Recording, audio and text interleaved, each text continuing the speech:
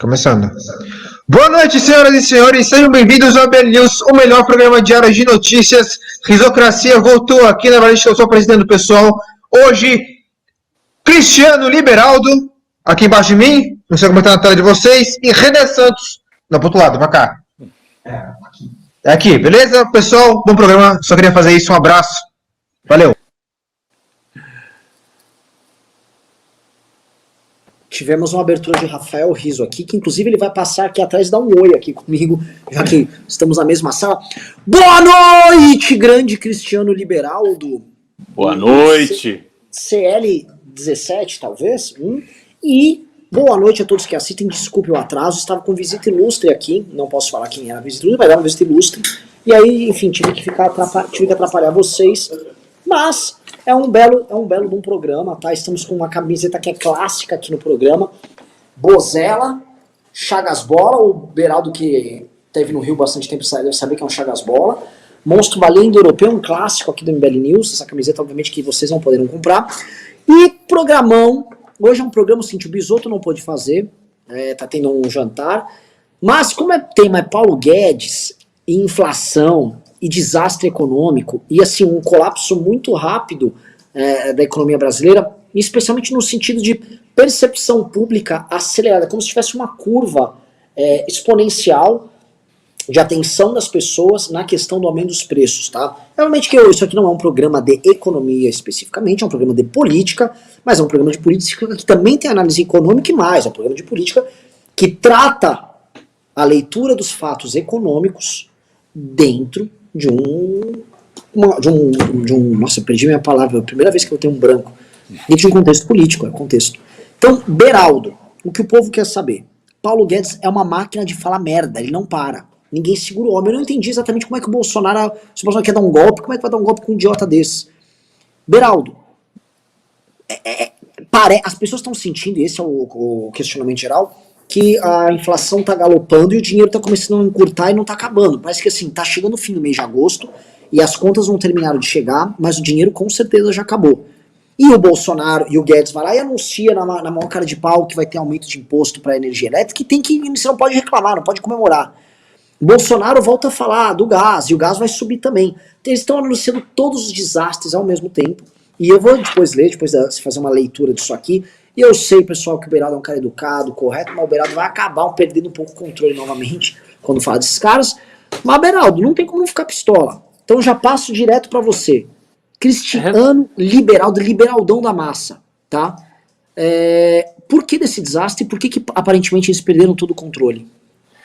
Renan, vamos fazer um retrospecto. A gente fala sobre esses assuntos aqui desde o início, né? A gente está há semanas falando do preço da energia, o problema da água, que impacta na geração de energia, aumento de preço no supermercado, enfim, a gente tem falado. E realmente parece que essa semana, sobretudo, esse tema ganhou um corpo assim, muito maior do que ele vinha ganhando. As pessoas se deram conta de que realmente o evento inflacionário é uma realidade. E a inflação, para quem viveu lá a década de 80, 90, começo da década de 90, lembra como era a nossa vida com a inflação descontrolada. Só que tem uma geração, assim, uma massa de pessoas que hoje estão muito atuantes, inclusive no debate político, que não tiveram essa experiência.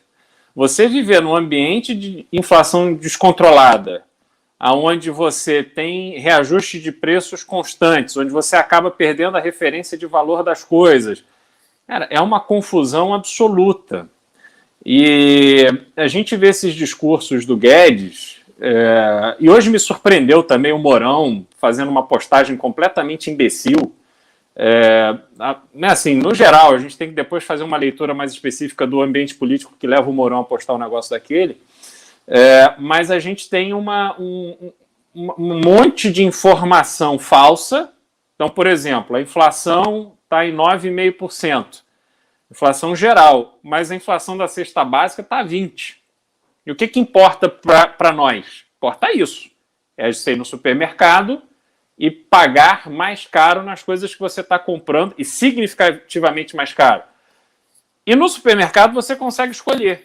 Então você muda de marca, você procura um produto substituto, Mas, por exemplo, energia elétrica, a gente não tem um contador de energia, de consumo de energia nas nossas casas.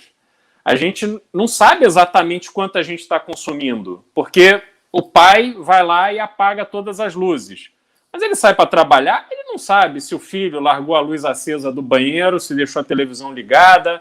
Então, assim, há um descontrole. A gente não tem essa forma de acompanhar o nosso consumo. Então, no final do mês, vem aquela bomba atômica que está acabando com os orçamentos.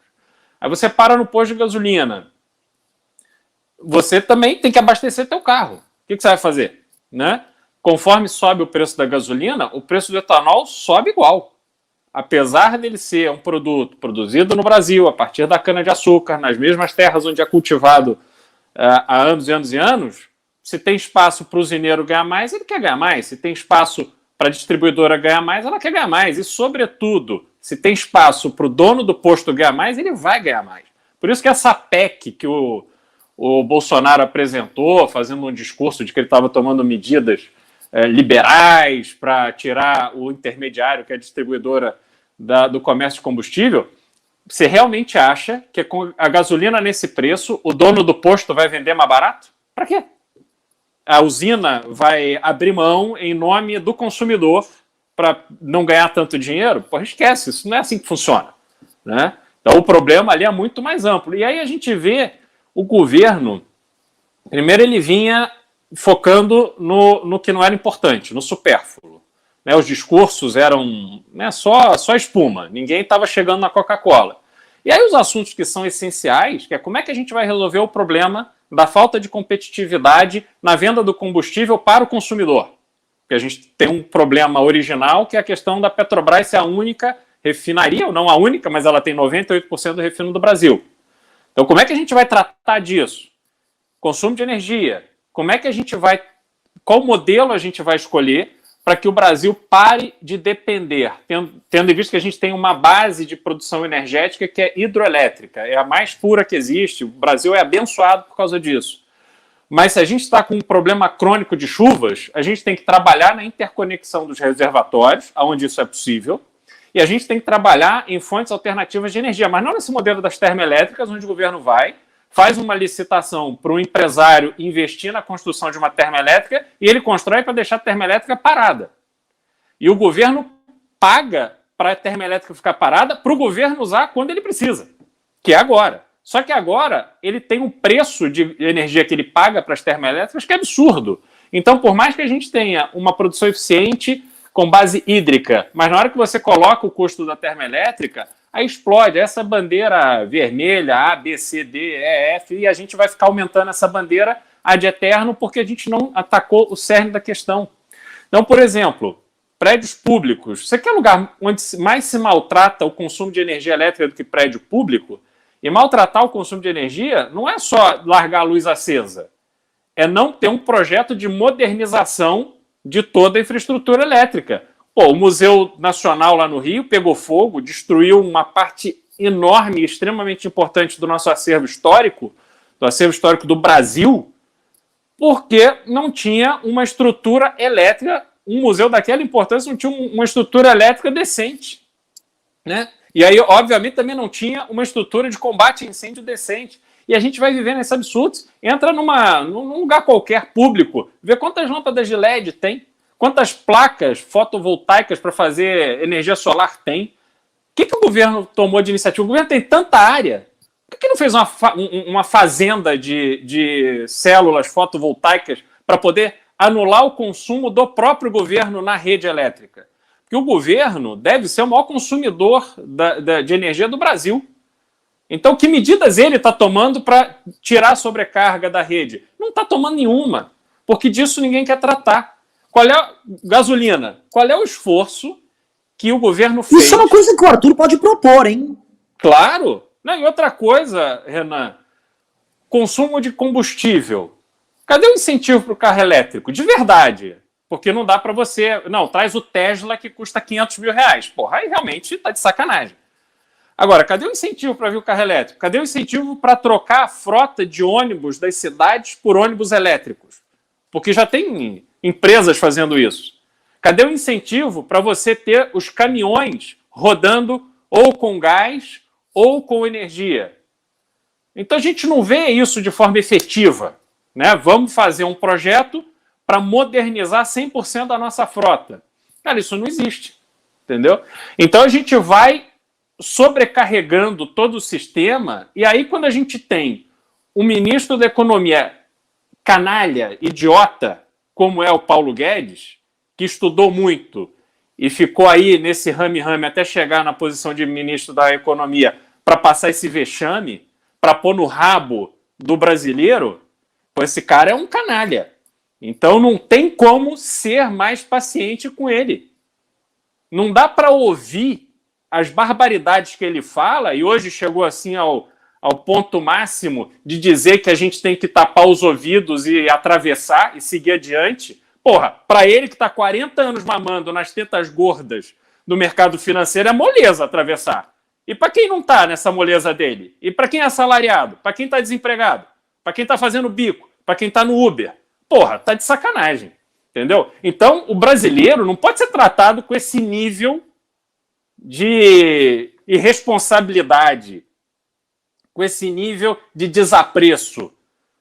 A gente tem que se indignar com isso, porque o que está acontecendo lá em Brasília, no Ministério da Economia, nos atinge diretamente, agora está todo mundo sentindo no bolso, mas isso, aí você pergunta, pô, como é que o Bolsonaro está aturando tanto tempo esse cara? E a gente tem que ir a fundo nessa questão, porque tem alguma coisa por trás. Essa instabilidade econômica, ela vai contra a chance de qualquer presidente se reeleger. O presidente, historicamente, ele para se reeleger, a população tem que estar minimamente satisfeita com o cenário econômico. Não dá para ele ter mergulhado o Brasil, falando do Bolsonaro, mergulhado o Brasil nesse caos institucional e ter pressionado tanto o orçamento das famílias e achar que ele vai ser reeleito. Então, como ele não está tomando medida nenhuma em relação a isso, de duas uma, ou ele não está planejando precisar de uma reeleição, ou ele não sabe exatamente o que está errado. Ele está com medo, está com receio, não está conseguindo, está inseguro de tomar decisão. Só que esse cenário vai afundar o Brasil com tudo. E aí a gente ainda tem esse momento crítico ali de 7 de setembro, que ninguém sabe o que vai acontecer. Eu fiquei hoje, especialmente, é um dia que eu estou assustado com as pessoas que eu falei. Ó, tem um amigo importante de Brasília que disse que está estocando comida, porque não sabe o que vai acontecer. Porra. Entendeu? Então, assim, o cenário não é bom, as pessoas precisam compreender que a gente tem uma chance concreta na mão de manifestar a nossa insatisfação no dia 12 de setembro, e a gente tem que se contrapor a essa esculhambação que está acontecendo a partir do Palácio do Planalto. Nós não podemos deixar isso acontecer no Brasil, não. A gente não quer voltar à realidade que a gente vivia na década de 80 e início da década de 90. Porque isso só atrapalha a distribuição de renda, os ricos vão ficar cada vez mais ricos e nós todos vamos nos fuder. Então, a situação é grave, as pessoas precisam ter consciência disso. Olha, eu vou, antes de concordar com o que você falou, que ainda vou chegar no melhor ministro da história, que não é o Guedes, é o Tarcísio, né? Porque muito do que você tá me narrando aqui é o seguinte: se nós vai, Torinho! Vai, Torinho! Melhor ministro da história! Esse cara prometeu pra gente, o Pablo Spyer, lá da PAN, que o Tarcísio é o melhor da história. Coppola também. O Coppola achou no debate de quem quer tirar carta Tarcísio, prepare-se. Aí falou, construiu 1.300 quilômetros de estrada. Só o estado de São Paulo já tá em 3 e pouco. Só o estado de São Paulo. E aí, gente, energia elétrica é infraestrutura. As questões hídricas são infraestrutura. E olha só, energia elétrica, investimentos, as PPPs em petróleo, que aliás foram todos um desastre as tentativas que eles foram fazendo nesse governo, tudo isso faz parte da pasta e do trabalho que o senhor Tarcísio deveria fazer, mas como ele quer inaugurar pontezinha e o Bolsonaro fala, eu ganhei uma ponte aqui, ó. Como eles querem ficar jogando isso, eles empurraram para lá todo o debate sobre infraestrutura no Brasil, que não existiu. Só que as pessoas, enganadas pelo mercado financeiro, foram levadas a crer que estávamos investindo, que agora que temos militares, gente séria, as coisas... E não estavam andando. E não tinha um planejamento sequer. E olha só, o que se comenta em Brasília, a partir de novembro, é racionamento ou apagão. Vocês que estão vendo esse programa agora, O problema é que ninguém fala, governadores não estão falando, João Dória não está falando dos reservatórios de água aqui em São Paulo, ninguém está falando, tá com menos água, a capacidade de produção de energia, que é hidrelétrica aqui no Brasil, está menor, não está chovendo, a situação está desesperadora, não houve aumento, isso é bem claro, na nossa capacidade instalada para produção de energia, e sem isso, sem investimento, nós estamos lenhados. Aí vamos gastar com termoelétrica? Vamos comprar hidrocarbonetos em geral para ficar torrando, poluindo? E eu nem vou entrar no aspecto da poluição. Vamos lá, vamos torrar petróleo, vamos torrar diesel, por exemplo, que está cada vez mais caro? Prestem atenção que a energia elétrica é um dos fatores centrais na composição de preço, porque qualquer atividade industrial, para ter indústria de transformação, ou para falar da agricultura brasileira, do caminhão que vai transportar comida da roça até o supermercado, ou o trator que opera com óleo diesel, tudo isso é afetado por coisas básicas, insumos básicos como energia elétrica e combustíveis, que estão ficando absolutamente mais caros, mas nós, brasileiros, os brasileirinhos, fomos levados a crer pelos tourinhos, os milhares de tourinhos, né, vai tourinho que estão espalhados pelo Brasil, falam, tá tudo bem, tá investindo, vai dar tudo certo. E tamo, lenhado. A conta do Paulo Guedes, Cristiano, isso pra mim tá ficando claro, a conta do Paulo Guedes chegou. A conta do fracasso Guedes chegou e chegou cara demais, chegou igual a conta de luz. Quem tá assistindo aqui, eu falei numa live que eu fiz agora cedo, quem tá assistindo vai entender. Tente pegar um Uber. A disponibilidade de motoristas caiu muito, em algumas cidades caiu 30%, tem 30% menos motorista.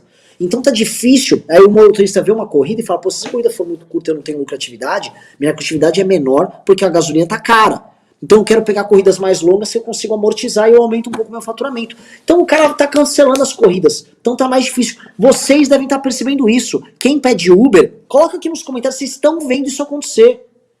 Tá, porque a situação tá bizarra. Até aquilo que era considerado subemprego, Uber, né? A gente fala, Uber é subemprego. Não é subemprego. Não. Quem trabalha bem ganha um valor condizente para pagar a família dele, podia ser mais, não, tudo na vida podia ser mais. Fato é, esses aplicativos de transporte ajudaram a manter a dignidade de milhares e milhares de famílias no Brasil, e nem isso está se tornando viável hoje. E vai acontecer o que com essas famílias? Se você é um motorista de aplicativo que está assistindo aqui, se é filho de um motorista de aplicativo, se a tua mãe é, e aí? Você vai ser levado o quê? Para criminalidade? Vai torcer para a Bolsa Família de R$400 do Bolsonaro? E assim, em vez do presidente da República estar desesperado, porque um presidente da República, per se, eu sou um presidente da República, ele deveria estar no mesmo desespero que o Fernando Henrique ficou quando teve o apagão. O Cristiano vai lembrar desse período. O Brasil não tinha capacidade de investimento alguma naquela época, a gente estava passando por crises externas, o Brasil não tinha dinheiro, o Brasil precisava ficar pedindo dinheiro emprestado do FMI para pagar as próprias contas. Me corrija, Cristiano, se eu tinha falado besteira, mas era a situação do Brasil. Não tinha capacidade de investimento naquela época. Fernando Henrique passou um sufoco com o apagão, o PT foi para cima e aquele período, que era um período não de recessão, mas de crescimento muito baixo, estagnação, e um período de apagão, acabou com o Fernando Henrique e ajudou a pavimentar a chegada do Lula ao poder. Né? O que está acontecendo aqui? O Bolsonaro, fosse este um governo sério, poderia ter ido captar investimentos e ter construído parcerias lá fora, inclusive com países que são inimigos dele, porque o país que mais investe no mundo em infraestrutura dos outros é a China, que ele vive de xingar. Ele vive de xingar. Ele não está focado no interesse, então agora ele tinha que estar em pânico. Os custos explodindo, as pessoas ficando desempregadas, as famílias empobrecidas. E em vez de ele estar focando nisso, ele faz piada e constrói manifestação para dar golpe de Estado. Isso é de uma insanidade. Quem está assistindo aqui, assim, isso é de uma insanidade. É de Revolução Francesa. Eu não me espanto, porque o que está acontecendo, vocês estão assistindo essa live, vocês estão entendendo isso. Toda vez que um brasileiro vai no mercado, surge um antibolsonarista novo. Toda vez o brasileiro põe o pé no mercado, ele fala, este cara é um filho de uma puta. Toda vez. Porque não dá. Os produtos estão absolutamente mais caros. E aí o Bolsonaro, ele tenta abstrair essa discussão e ir para o debate teológico. Não, mas a questão é o voto impresso. A questão que temos que trabalhar é, sei lá, o Alexandre de Moraes. O cara tá falando de Alexandre de Moraes, com aquela peça bosta, analfabeta de impeachment que ele protocolou lá. E as pessoas, elas não vivem de narrativa. Você não consegue se alimentar de narrativa. Narrativas políticas, elas são boas, assim, você está bem alimentado, está com emprego, está morando em algum lugar, não está sendo assaltado, aí você pode se preocupar com narrativas, você pode se preocupar com felicidade, com várias coisas. Narrativa é um produto terciário para você consumir na sua vida. Naquela pirâmide de Maslow, quem conhece um pouco de marketing, a famosa pirâmide de Maslow, isso aí tá lá em cima, ela tá lá no topo. No começo as pessoas têm que comer, tem que sobreviver, tem que ter abrigo, não pode ser mordido por um leão, não pode ser assaltado na porta de casa. São as coisas básicas, e o brasileiro está sendo atingido no básico. E o Bolsonaro não se importa. O lance é, quando as famílias são atingidas no básico, o líder, o presidente, ele tem que se preocupar com o básico e resolver a questão do básico. Já o Fernando Henrique ficou intenso, tentou resolver ao máximo a questão do apagão. O Bolsonaro, volto a repetir, é o cara que insuflou a greve dos caminhoneiros em 2018, porque isso era bom, porque ia gerar caos no sistema. O caos no sistema ia cair. O Bolsonaro gosta de caos. Só que agora o caos está atingindo ele diretamente.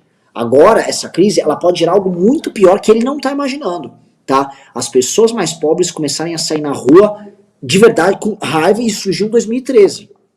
E 2013 não é o MBL indo pra rua, ordeiro. É gente puta quebrando coisa, e aí não é só ele que vai ser atingido, é a classe política inteira. A classe política inteira morreu de medo em 2013.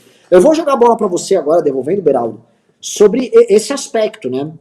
Mas antes eu vou pedir pra galera, a gente tá com 2.200 pessoas, audiência subindo, legal, mas 1.100 likes. Galera, tem que meter dedo no like pra vingado aqui, tomar aula de economia e largar de ser otário e ficar defendendo imbecilidade enquanto a porra do país inteiro tá sofrendo, tá?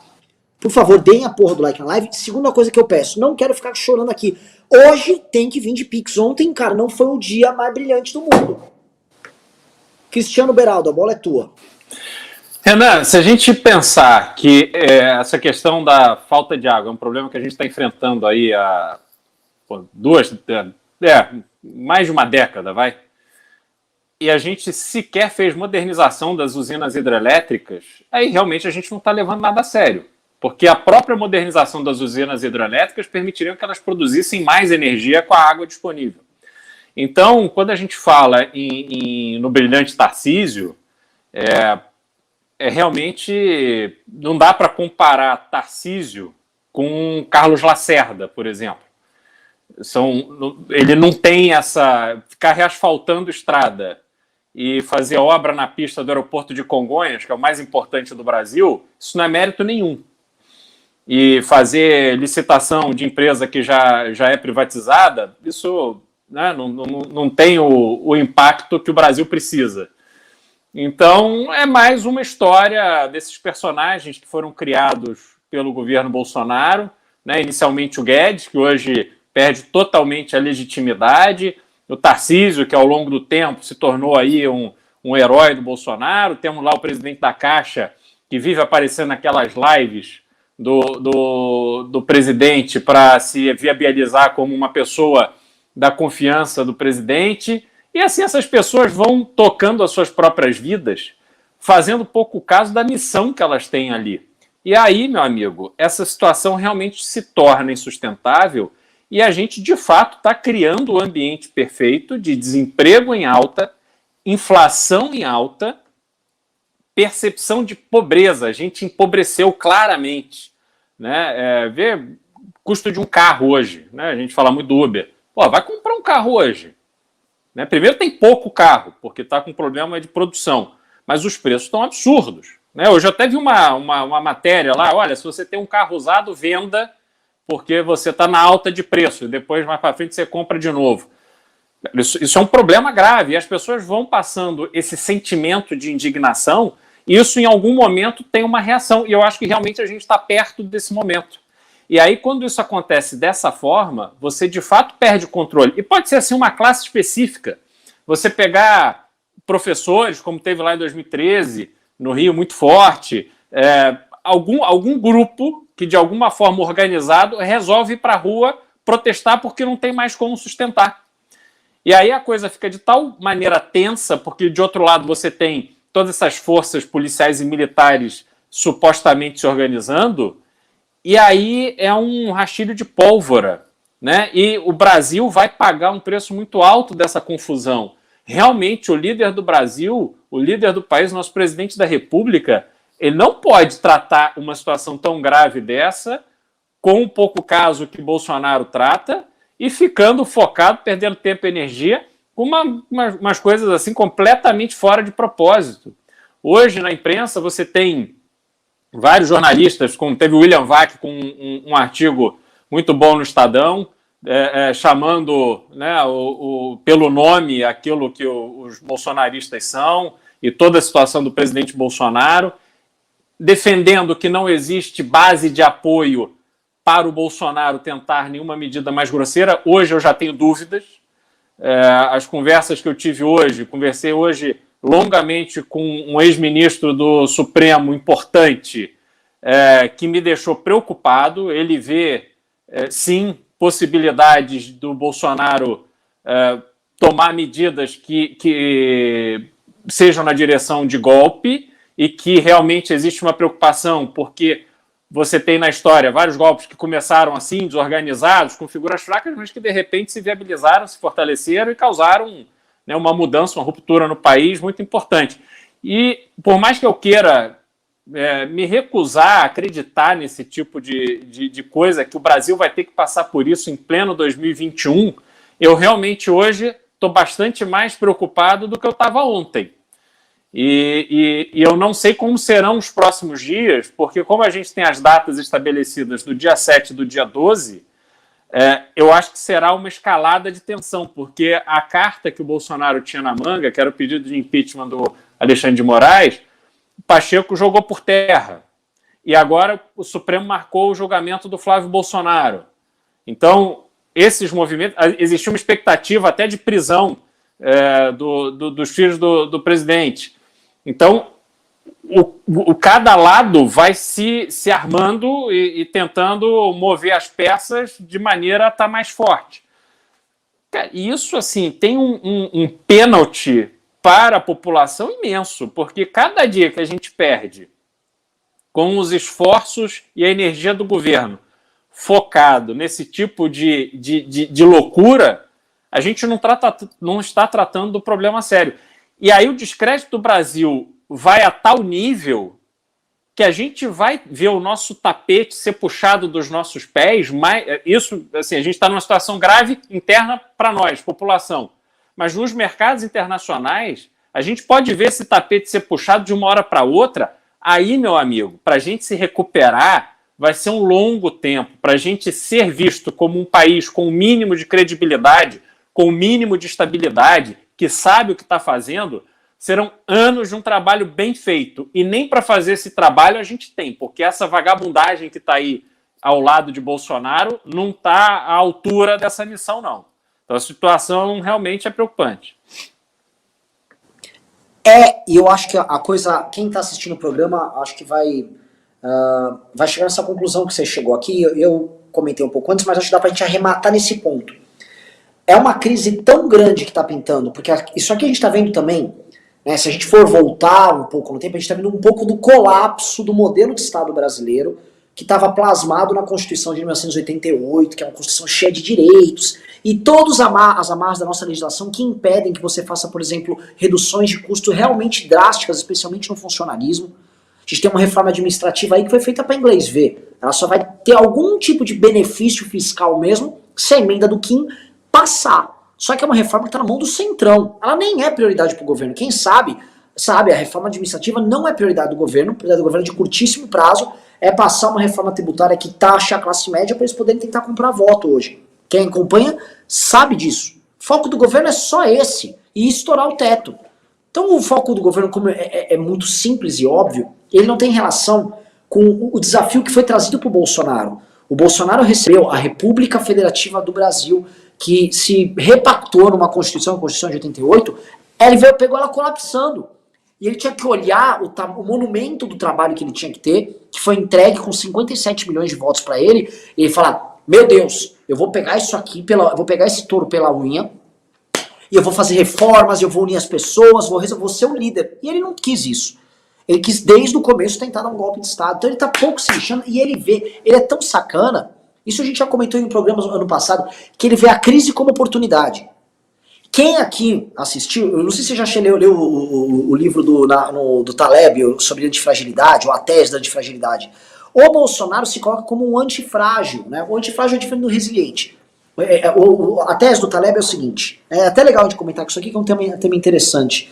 Ele diz que no passado as pessoas elas falavam muito em fragilidade versus resiliência, ou seja, por exemplo, eu sou uma pessoa frágil, tá? Eu sou fraco, então os problemas vêm e eu não resisto.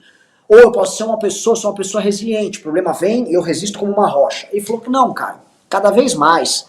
E até com, né, isso já acontecia ao longo da história, mas ele acha que graças a essa nova sociedade que vem se formando, e ele usa esse exemplo muito no mercado financeiro, você tem que ser antifrágil, como se fosse um líquido.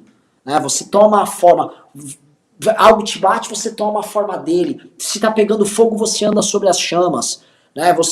Você se adapta à crise e aí você vive na crise melhor do que o resiliente. O resiliente racha, ele quebra, e que o frágil que é frágil. Então o antifrágil, ele vê a crise como oportunidade. E os teóricos do bolsonarismo adaptaram essa tese, que é do Taleb, tal qual os teóricos do Trump adaptaram para o Trump. Falavam, o Trump é antifrágil. Vem uma acusação pro Trump, ele usa ela a favor dela. O Trump, a crise é bom, a bagunça é boa pro Trump. O Trump acredita nisso e o Bolsonaro foi levado a acreditar nisso. Então, pro bolsonarista, viver em crise é melhor do que estabilidade, que com crise o Bolsonaro cresce e o adversário não. Pegando um exemplo nos esportes, é como se o Senna fosse um piloto antifrágil. Diziam, né, os engenheiros de Fórmula 1 ali da McLaren, diziam, olha, se você tem uma pista certinha, reguladinha, tudo bonitinho, sol perfeito, os dois carros estão perfeitos, você botar o Senna e o Prost para correr, os dois vão virar mesmo tempo de volta, muito próximo um do outro. Às vezes o Prost é até mais rápido. O problema é que essa condição natural, perfeita, ela é muito rara. Qualquer crise que vinha, o Senna, o carro tá com problema nessa corrida, o Senna vai melhor. Se chovia, ou seja, caos, o Senna é antifrágil. O Senna via no caos oportunidade para ele melhorar. E aí ele aproveitava de qualquer brecha e aí ele mostrava o treino dele. Essa era a característica da antifragilidade. O bolsonarista acha que ele é antifrágil. E o Bolsonaro toma essas estratégias dele sempre baseado na tese da antifragilidade. Isso é o que dizia o Felipe Martins, que é o principal estrategista dele. Eles acham, com crise, com treta, com racha, nós vai pra cima e pá! E o sistema, ele é resiliente, né? Ele é lento para tomar decisões, então o sistema não ia saber reagir.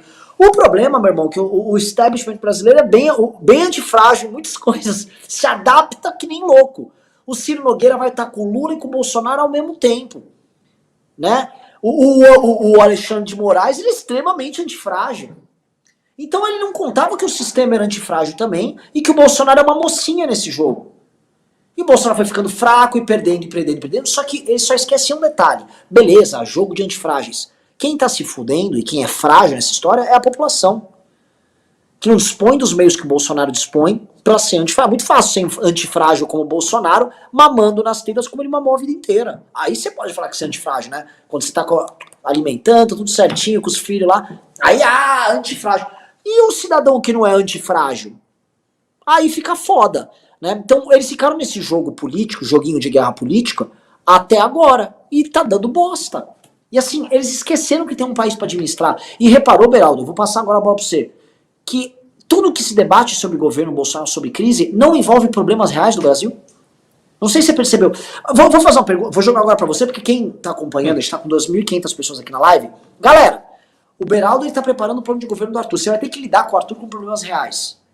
O que se você fosse olhar assim, ó, Bolsonaro caiu, a gente sentou lá com o Mourão, chamamos o Meirelles, o que tem de premente, assim, amanhã pra mexer, pra gente falar um pouco de problemas brasileiros e soluções? Renan, a economia ela vive muito de percepção. O primeiro passo é a gente passar credibilidade para a economia brasileira. Então, eu acho que o Meirelles prestou um serviço ao país ao longo dos anos dele, mas o Meirelles também está com quase 80 anos. Não dá para a gente, né, abraçar o Meirelles para sempre. Mas a gente tem figuras extremamente respeitadas, e aí tem que ser alguém respeitado não só no Brasil. E no Brasil tem que ser respeitado. Não pode ser Cordeirinho de Faria Lima, não. Que isso é o que acontece. Você tem uma série de ministros que sentam ali. O Palocci era médico, era prefeito de Ribeirão Preto. Aí ele assume o Ministério da Economia, uma coisa assim completamente desconexa, se você, né, observar. E aí ele rapidamente entrou ali naquele ambiente do mercado financeiro, passou a mensagem de que ele não representava um risco e começou a operar ali agradando aquela turma. Então tem que ser alguém que seja respeitado, que se faça respeitar e que tenha credibilidade no mercado externo. Porque o que você tem que fazer no Brasil, as medidas que você tem que tomar, elas são medidas... você tem uma série de coisas imediatas que você tenta dar uma arrumada na casa no curto prazo, mas a criação de emprego, a redução da inflação, a expansão do crédito, a redução do custo dos juros para o consumidor, que para mim, comparando o Brasil com os Estados Unidos, onde eu morei 8 anos, o que faz os Estados Unidos ir tão bem?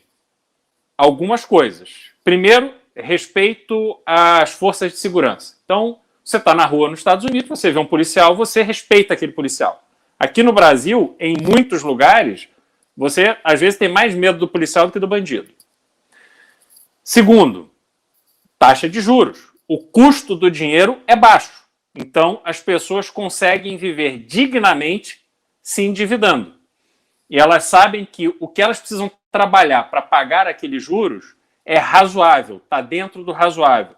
Tanto é que se a gente observar a crise de 2008, que ela foi uma crise de financiamento imobiliário, que depois correu todo o mercado, é porque lá o financiamento imobiliário era feito ali a 3% ao ano.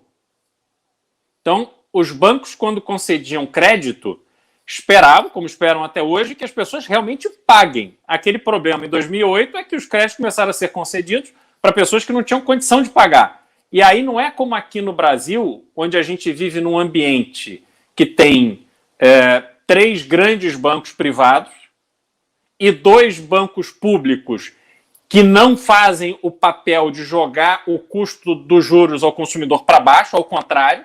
A gente vê Banco do Brasil e Caixa Econômica também com resultados muito expressivos. Mas a gente tem um custo do dinheiro absolutamente irreal, porque não dá para você... Primeiro, eu gosto muito do exemplo do carro. Vamos supor que metade do custo do carro é imposto. Então você foi lá na Volkswagen, comprou um carro. Aí você financia esse carro. Em 60 meses, você vai pagar 2 carros. No final de 5 anos, você vai ter trabalhado 5 anos e de cada R$100 que você colocou naquele carro, 50 vão para o banco,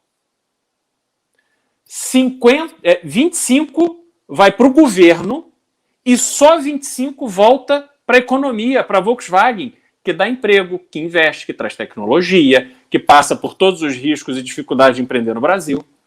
Então, como é que pode uma economia avançar e as pessoas se sentirem confortáveis com a situação econômica que elas vivem, se de cada R$100 que eu tiro do meu bolso para pagar um financiamento, só 25 voltam para a economia real? Não dá para fazer isso. É impossível. Então, a gente precisa tratar disso de uma forma muito objetiva. Veja que durante a pandemia, o Banco Central chegou a jogar a taxa de juros abaixo de 2%. Mas e os juros ao consumidor? Ficou mais baixo. E quem tinha acesso a esse dinheiro? Vai lá, quantas empresas... Eu lembro, sumiram os anunciantes da Rede Globo, das TVs todas, né? Aí você tinha lá intervalo do Jornal Nacional, era só propaganda da novela, da série, do filme, etc. Aí começaram os primeiros anunciantes. Quem que estava anunciando? Os bancos. Como é que era o anúncio dos bancos? Era uma coisa quase emocionante. O pobre coitado do empreendedor pequenininho que ia lá no Banco Itaú, aí ele dizia que ele tinha uma dívida, e aí que o gerente, que era muito legal, pegou a dívida dele, parcelou e deu carência. Cara, vai ver o custo daquela grana. Era um negócio absurdo. Eles não estavam ali ajudando o empreendedor. Eles estavam pondo no rabo do empreendedor, até porque o banco não sabia se aquele empreendedor ia sobreviver. Então o custo do dinheiro ficou mais alto. E aí vai ver o resultado desses bancos. Durante a pandemia, dezenas de bilhões de reais por trimestre. Pô, tá de sacanagem? Como é que a gente vai viver num ambiente econômico desse? Então você tem coisas extremamente específicas que precisam ser trabalhadas para poder viabilizar as empresas a conseguirem crédito para investir, as pessoas a conseguirem crédito para empreender, e a gente tem que mudar uma lógica que tem no Brasil há muito tempo, que é a lógica do rentismo. Isso o Ciro Gomes fala muito, e isso é um problema. Por quê? Porque se o teu dinheiro rende muito no banco, eu não preciso tomar risco. Eu deixo lá e fico em casa dormindo e meu dinheiro está rendendo. Né? A taxa de juros ela não pode ser confortável o suficiente para isso valer a pena. Ou pelo menos não para valer a pena com todo o meu patrimônio. Eu tenho que pegar o dinheiro e tenho que saber o seguinte, olha, para eu ter uma poupança aqui, um futuro, eu vou precisar abrir uma franquia, eu vou precisar virar sócio de um pequeno negócio, eu vou ir para o mercado de ações, porque comprando ações eu estou investindo numa empresa concreta. Então a gente precisa migrar esse dinheiro que fica ali na poupança, que fica no CDB, para coisas mais produtivas. E a gente só consegue fazer isso trabalhando a taxa de juros, desde que a gente também repasse essa queda de juros para o consumidor. E aí você tem que pegar a população que vai empreender, e a gente pode, assim, é muito fácil você enxergar isso, porque é o caso de cada um de nós. A gente, para poder abrir um negócio, do que a gente vai precisar? Bom, a gente vai precisar de dinheiro, já tratamos disso, o dinheiro tem que ser mais barato. A gente vai precisar contratar. Como é que você vai contratar no Brasil alguém CLT? Estou começando o meu negócio, vou abrir minha lojinha. Estou achando que o mercado está bom, vou abrir minha lojinha, vou contratar um vendedor, um caixa e uma pessoa para limpar a loja, para manter a loja em ordem. Aí vou contratar todo mundo CLT. Eu já estou correndo risco. Eu estou dando oportunidade para 3 funcionários. Aí eu vou pagar 100% do que aqueles funcionários têm de salário. Para onde vai metade do dinheiro que eu pago? Metade vai para o funcionário, metade vai para o governo. E aí a gente tem a ilusão de que esse governo federal, são os Paulo Guedes da vida e outros tantos, que vão saber cuidar do nosso dinheiro para o nosso futuro. Para que eu quero confiar a minha aposentadoria e o meu futuro na velhice na mão de um canalha chamado Paulo Guedes e da sua equipe? Porra, eu não quero fazer isso. E não adianta demonizar a pejotização, porque a pejotização ela é um fenômeno que vem para acomodar essa aberração que se tornou o sistema de contratação brasileira. E aí eu volto a comparar com os Estados Unidos. O que acontece nos Estados Unidos? É fácil contratar e é fácil demitir. Ah, meu Deus, mas e a estabilidade? A estabilidade é dada pelo sistema e o volume de empregos que são oferecidos. A pessoa não tem mais aquela história de viver aflita num emprego de merda que ela detesta e todo dia ela é obrigada a acordar cedo e trabalhar, ser infeliz durante todo o dia e voltar para casa porque ela não quer pedir demissão, porque ela quer receber o fundo de garantia. Porque, porra, a gente não pode viver assim. A gente só tem uma vida. A finalidade da economia é a felicidade, é o bem-estar das pessoas. Que bem-estar você está gerando com essa conta? Olha, fico no meu emprego de merda, porque eu não quero abrir mão do meu fundo de garantia, e entrego o meu futuro na mão desse vagabundo aí de Brasília chamado Paulo Guedes. Porra, que legal, hein? Que bem-estar que a gente produziu. Então, assim, o que a gente precisa fazer para transformar o Brasil num lugar adequado para nós brasileiros, para que a gente tenha uma relação equilibrada, uma relação justa com o mercado de consumo, são medidas que nos tragam para uma realidade que, porra, a gente sabe qual é. Agora, esses caras vão fazer? Não vão. Esses caras não estão... O Guedes, ele não tem articulação política, e eu, sinceramente, vejo claramente, com o nível de declaração maluca, imbecil, irresponsável, canalha que ele está dando, ele não está ali com esse propósito. Ele está ali com outros propósitos, que não tem nada a ver com os nossos interesses. E o Bolsonaro está segurando ele também por algum motivo, que eu não sei, entendeu? Agora, eu, de novo, acho que o tempo vai nos mostrar qual é a realidade desse cenário absurdo que a gente vive. Galera, eu vou falar um negócio, assim, tô muito feliz com a chegada do Beraldo aqui. Baita explicação, sério mesmo. Digite 1 se vocês acharam que foi uma boa contratação aqui do time. ter o Beraldo aqui operando com a gente nas lives, inclusive, vocês vão ver, na verdade, o verdadeiro desempenho do Beraldo ali no plano de governo do Arthur, operando e criando soluções aqui pro estado de São Paulo, tá? Mas eu quero saber porque é o seguinte, cara, a gente já trouxe gente do universo econômico, gestão e tal, e às vezes é chatão, um negócio chatão, às vezes, cara...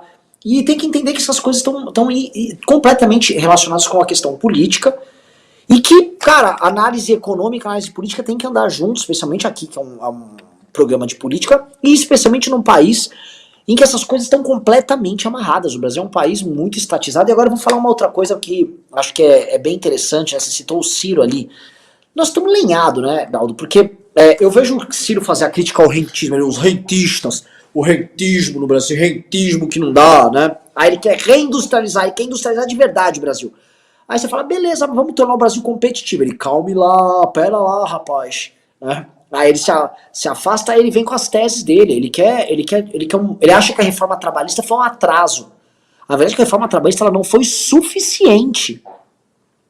Veja assim, a gente fala de pejotização e dá para tratar quase como uma pejotização, é uma analogia ruim, mas a questão dos aplicativos de transporte, e foi um setor inteiro que empregou, cara, tranquilamente, mais de 500 mil, talvez chegue até na casa de 1 milhão de motoristas aí no período dos últimos 5 anos, pessoas que sustentaram famílias, está falando aí, núcleos familiares de 4 pessoas que são sustentados por isso, a gente está falando de 2 milhões de brasileiros, pelo menos, só num setor que não depende das nossas leis trabalhistas malditas, como foi uma explosão de geração de renda, de aumento de produtividade, pessoas puderam deixar o carro em casa, teve gente que fez o cálculo e falou, olha, eu vou pagar um pouquinho a mais, mas não vou precisar usar um transporte público, não vou precisar passar um tempo dentro do ônibus, produzem mais, ficam mais com sua família, podem fazer mais uma faculdade, se qualificam.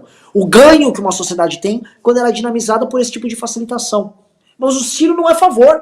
O Lulinha, se voltar, uma das bandeiras que o PT está falando, é voltar atrás na reforma trabalhista, como se fosse assim, ó, o golpe contra Dilma veio e trouxe a PEC do teto e a reforma trabalhista, que foram 2 maldades contra o povo brasileiro.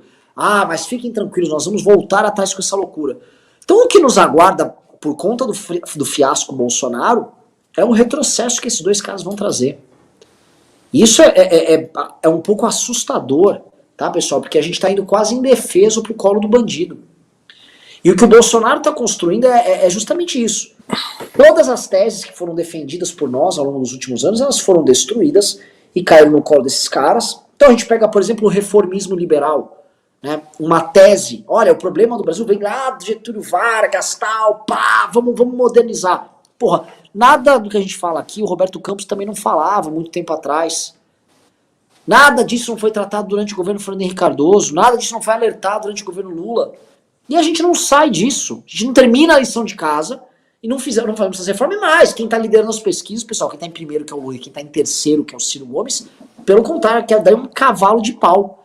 Porque todas as teses que defendemos se tornaram caricatura na mão do Paulo Guedes.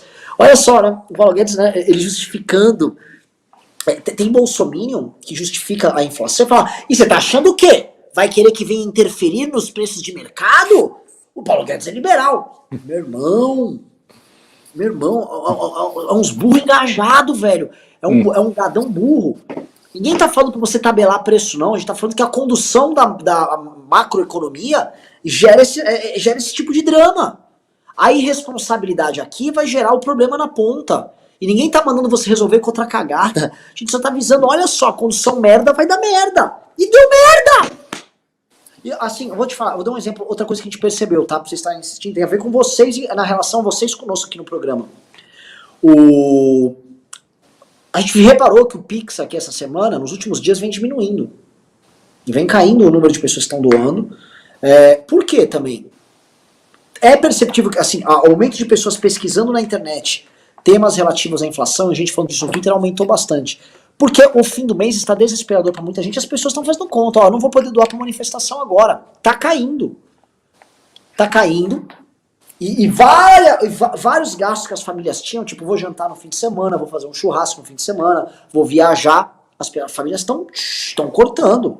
As pessoas estão em fase de contenção de gastos para, basicamente, prover o básico. Agora, tem um outro fator que a gente não comentou, aluguel, que não para de subir.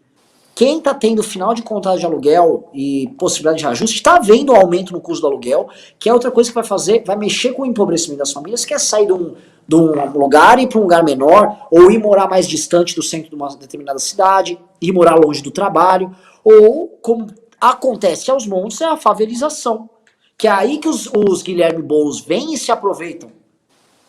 A favelização é a alma de onde surgem os Guilhermes Boulos.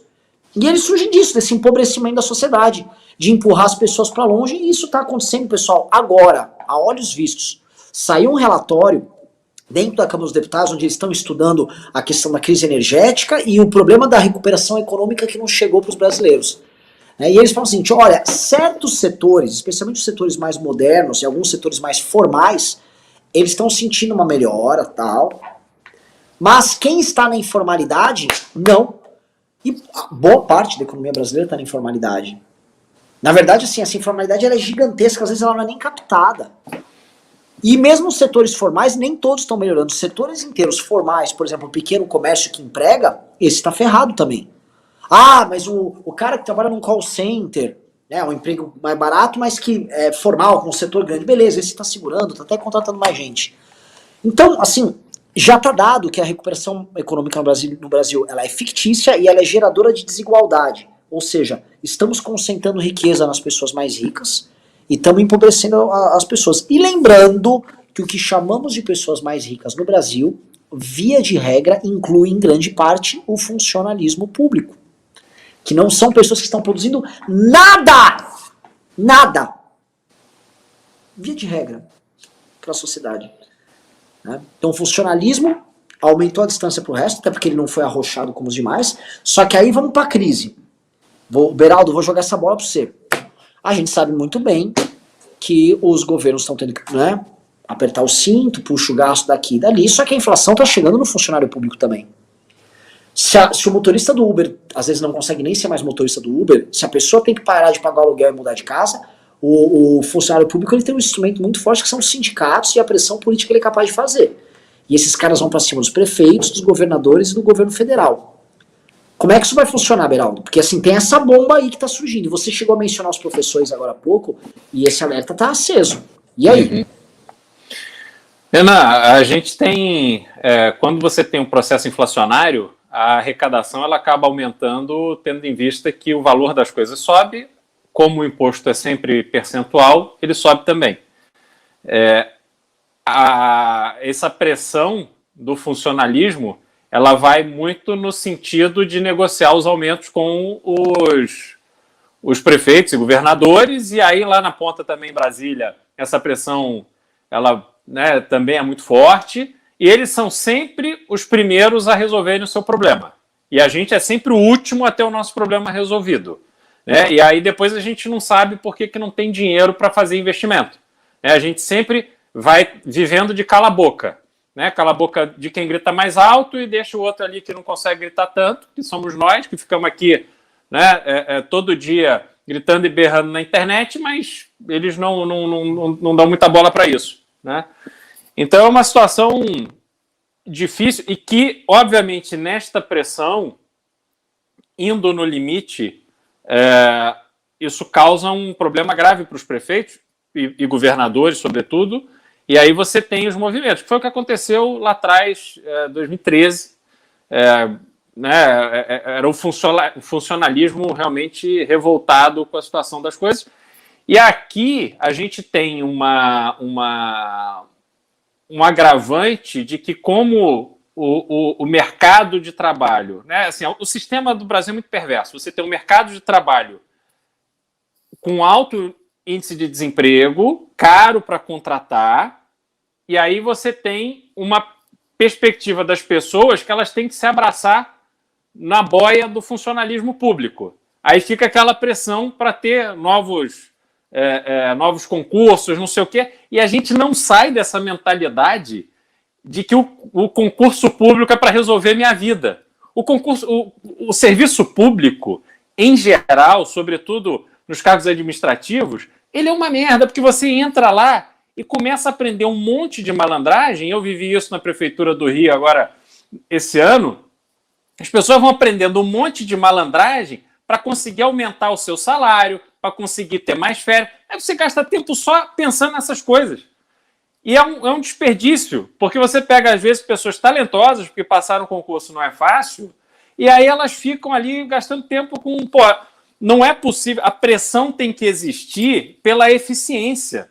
A pressão não pode existir porque é uma boia de salvação. A gente tem que pressionar para o serviço público ser mais eficiente. As reformas administrativas que são propostas, elas têm que ser no nível municipal, no nível estadual e no nível federal, elas têm que ser para impedir esse tipo de coisa. Por exemplo, tem um caso clássico.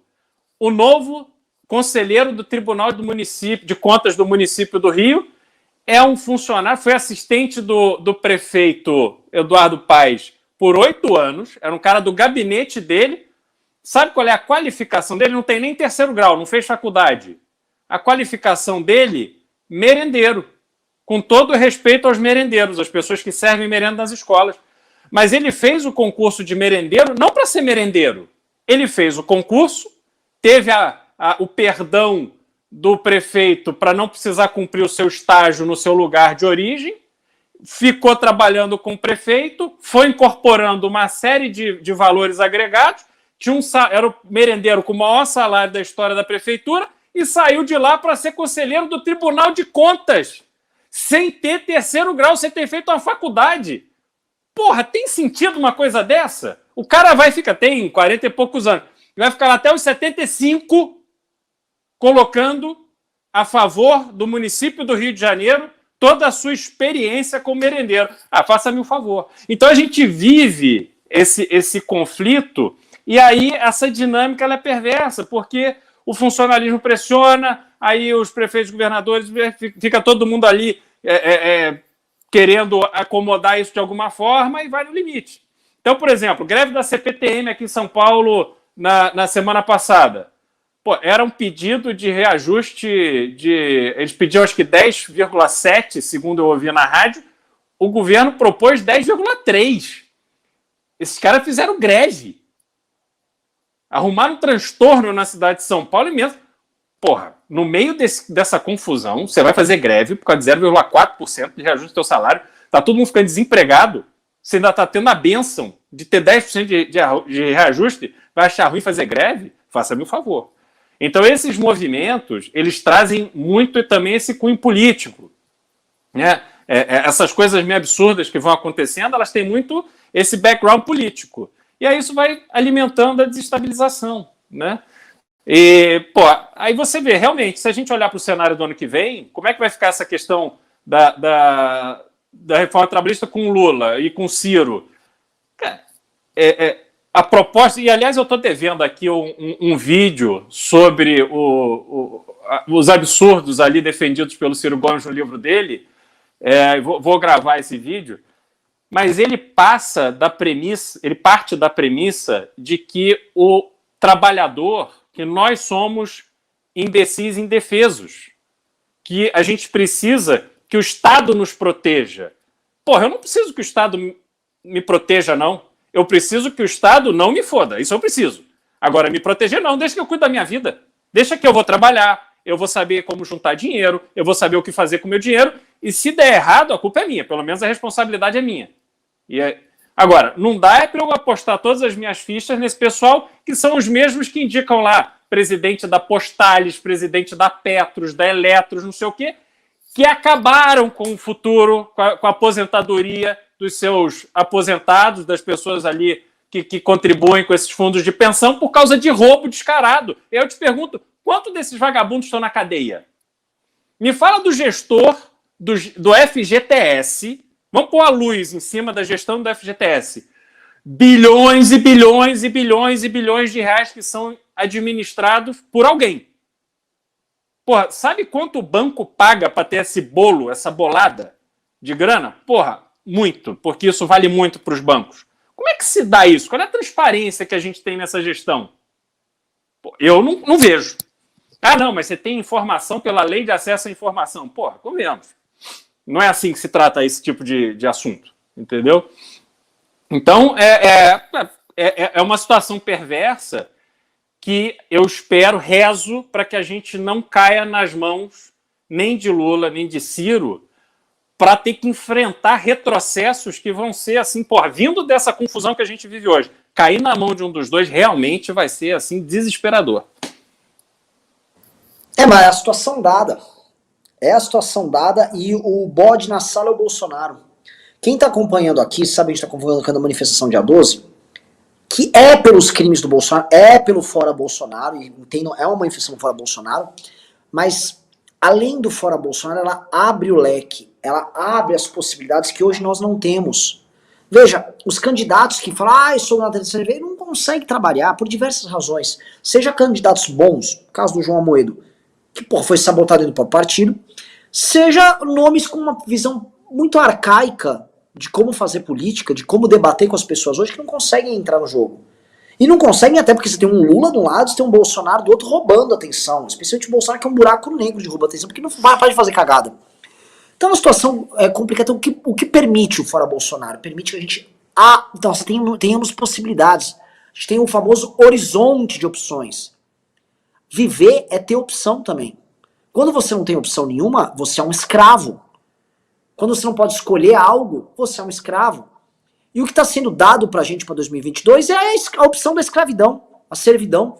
Ora, tem o Lula, que já avisou assim, na maior tranquilidade. Fica pelado, aparece de sunga. Olha só, vou regular a mídia e as redes sociais. O que isso significa? Ninguém regula as redes sociais e a mídia porque está interessado no bom funcionamento. Não é nada disso. O mesmo PT que estava arrependido que ele não mexeu no exército, nas forças armadas enquanto estivesse no poder. E que pretende rever isso. É desesperador. E do outro lado, um Bolsonaro que está tentando abertamente dar um golpe de Estado. Isso é uma das coisas mais insanas.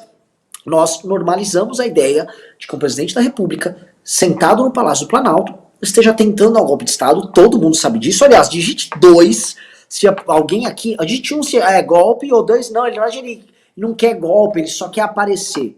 Ele está tentando dar um golpe. Ele normalizou isso e nós estamos normalizando. Né? Tem jornais que chamam um coronel da PM, olha, este aqui é um coronel golpista, olha, este outro não é golpista, como se fosse normal. Tirou a notícia do Neymar, olha, o Neymar aqui vai jogar lá, o Messi foi pro Paris Saint-Germain, então tem um coronel golpista agora. Que? Oi? Caralho! Como é que a gente foi parar nisso? Então o dia 12 é pra isso. Só que o dia 12, cara, novamente, ele é ou o começo de um novo horizonte, é um começo de uma nova chance pra todos nós, ou também, parafraseando aquele nazista que estava na cultura, ou não é nada, ou não será nada, ou não teremos nada, ou o dia 12 será heróico, ou ele não será nada. Porque se não tivermos uma manifestação robusta, e não tivermos a luta de todos vocês, a guerra de vocês contra esses caras, estamos lenhados. E é uma das situações mais tensas e perversas que a gente vai ter. Porque a gente vai ter gente desesperada, gente em pânico. A gente já está vivendo fuga de cérebros. Isso é nítido. A quantidade de jovens brasileiros que estão saindo do Brasil, buscando viver no Canadá, na Austrália, na Europa, nos Estados Unidos, é gigantesca. E essa fuga está acontecendo. E isso é natural. É algo que acontece na Argentina. E, cara, que merda, cara. É muito ruim. Eu fico um pouco assim, eu ia cobrar vocês que estão assistindo aqui a live sobre esse problema, né? Sobre, porra, ó só, não tem, a galera não tá pimbando, não tá indo. Mas eu entendo, isso no final do mês. Né? Quem não tá sofrendo, por favor, doe. Doe um pouco a mais em nome daquelas pessoas que não estão podendo doar. Que é a manifestação, cara. Domingo, só pra comentar com vocês, tá? Domingo vai ter o panfletaço que a gente tá fazendo sábado, a gente vai fazer domingo. São Paulo, Rio, Belo Horizonte e Brasília. Eu vou pro Rio, vai estar eu e o João Amoedo. E eis o ponto, pra vocês sempre se lembrarem disso, vocês não esquecerem, que no Rio de Janeiro, o Amoedo, que é pré-candidato à presidência, tá. Nem sei se ele vai conseguir legenda pra ser candidato, mas no Rio de Janeiro ele estará lá. Por que os demais não estão? Por que os demais nomes que vão querer aparecer na eleição todo pimpão, falando, eu não sou nem Lula nem Bolsonaro, o que você fez pra não estar nem Lula nem Bolsonaro? Bacana, você conseguiu arrumar uma legenda, mas e aí?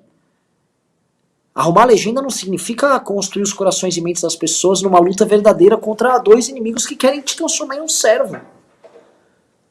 Eu fico sem energia. Aqui quem acompanha, acho que é o terceiro MBL News seguido que eu faço, cansado. Porque eu tô cansado de ficar pedindo, cansado de ficar gritando. E é aqui, ó, um cara que falou no chat, o Astrobaldo falou, se essa manifestação der ruim, se preparem para o sofrimento, se preparem. Se preparem para um Bolsonaro falando, respirei, para uma esquerda que vai fazer outra manifestação biônica, fingindo que tem, né, uma grande mobilização, e para as forças políticas falando, vamos empurrar esse cara até o fim, e a história, quem vai pagar a conta é você. A gente vem falando, né, vocês que nos acompanham, não cobro isso de vocês, porque é triste, assim, e vocês estão na luta, vocês estão penando com a gente, mas é foda, Beraldo, é bem difícil. Eu vou pedir assim, mais uma vez, galera, mandem Pix, quem puder, manda mais, tal, só entrou R$800 hoje, só vocês verem, segunda-feira entrou R$7.000 no Pix, hoje entrou 800. E hoje também não batemos as 3.000 pessoas na live. Mas, cara, é a vida, cara. Ou a gente vai e enfrenta, ou meu irmão. Eu vou só pra vocês entenderem o nível. Eu tô aqui no grupo do Expresso Santa Catarina. É a locomotiva lá dos meninos de Santa Catarina, né? E o que eles estão falando? Eu abro o celular, que eu fui ver agora pra receber os pimbas, é a gente falando de inflação. O cara, fui no mercado, 2 sacolas, menos de 15 itens e quase R$65. O brasileiro é um sobrevivente. É só disso que se fala. Fábio Malini, que é um analista de redes sociais de esquerda, mas analista e tal, ele falou, olha, o número de menções à crise econômica e à inflação ultrapassou de qualquer outro debate político. Chegou o drama, né? Assim como chegou a pandemia, e ela mudou a vida das pessoas, chegou a conta do governo Bolsonaro, cara, e a gente tá sofrendo nessa merda. Eu vou começar a ler então o superchat aqui. Vamos lá. O Bruno Borges mandou 5 euros, disse: fala sobre o grande merge PP, PSL e PRB e os efeitos na candidatura Arthur. PS, passa o PayPal lá no WhatsApp, Renan. Abraços. Cara, isso é um boatão que vem rolando há bastante tempo que eles vão se fundir. É muito bonito falar em fusão, mas o PRB, né? Eu não sei se é o PRB que tá nesse jogo, que você citou o PR ou o PRB. PRB. A Universal vai topar perder o comando da legenda que ela vem investindo há anos. Não acredito. O Bivar vai topar perder o comando do partido que se tornou o segundo maior do Brasil. O PP vai entregar os comandos. Isso não funciona assim. Não. Não sei o que o Beraldo acha. Não vejo nenhuma possibilidade de você pegar tanto cacique e colocar na mesma tribo. Na verdade, o que costuma ter, as fusões que tem são partidos grandes absorvendo os pequenos. Não partidos têm capacidade de absorção de pequenos se, né, fagocitando mutuamente. Não tem muito sentido isso aí, não. Jefferson Schilling disse, quanto mais Bolsonaro fica, mais santo Lula se torna. Mas é. E tem um detalhe, tá? O discurso das traições do Bolsonaro era um discurso que pegava muito no público. O MBL tá nisso, operando as traições do Bolsonaro. O discurso da inflação e da perda na qualidade de vida das pessoas é um discurso que quem sabe operar muito bem à esquerda. Muito bem. O André Jardoni disse, é difícil saber quem é pior, Lula, Bolsonaro ou Paulo Palestra. Acho que o Paulo Palestra, porque se esperava alguma coisa dele, né?